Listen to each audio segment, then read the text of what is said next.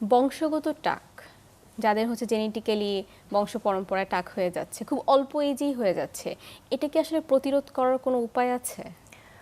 To an extent হ্যাঁ আছে, যেটা যারা আর্লি সময় থেকেই যখন মাত্র সে নোটিস করছে যে হ্যাঁ তার ওই জি। প্যাটার্নে টাকটা চলে আসতে শুরু করেছে, তখন থেকে যদি সে একটু অ্যালার্ট হয় এবং এটার জন্য ট্রিটমেন্ট নেওয়ার চিন্তা করে, তাহলে কিন্তু এটাকে প্রতিরোধ করা সম্ভব।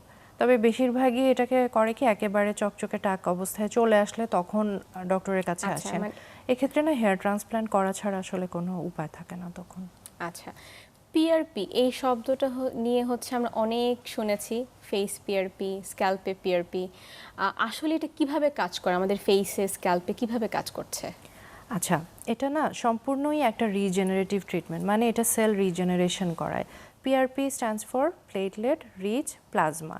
তার মানে প্লেটলেট শব্দটা কিন্তু